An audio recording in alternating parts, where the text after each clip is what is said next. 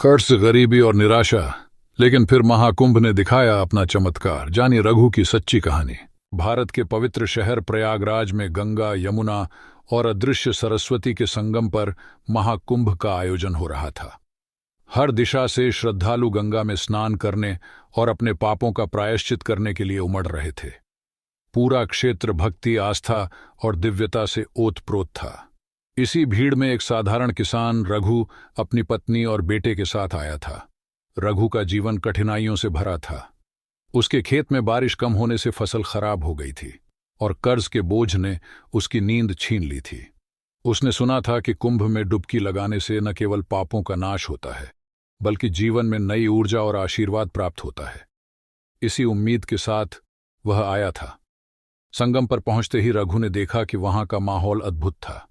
साधु संत भजन कीर्तन कर रहे थे और लोग गंगा मैया के जयकारे लगा रहे थे।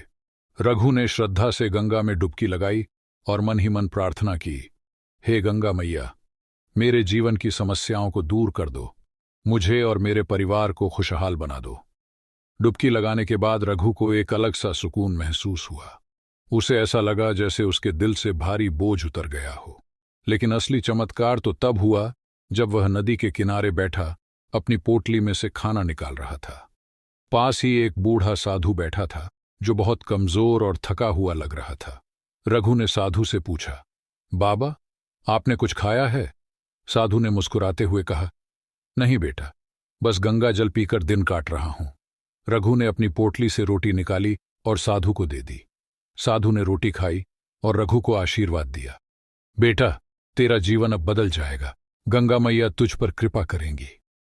रघु ने उस आशीर्वाद को साधारण शब्द समझा और अपने परिवार के साथ गांव लौट आया। लेकिन कुछ ही दिनों में चमत्कार होने लगा।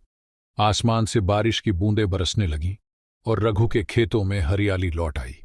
उसकी फसल इतनी अच्छी हुई कि उसने न केवल सारा कर्ज चुका दिया, बल्कि गांव में सबसे संपन्न किसान बन गया।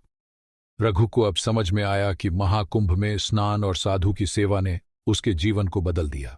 उसने हर साल कुंभ में जाने का प्रण लिया और जरूरतमंदों की सेवा करने का संकल्प लिया।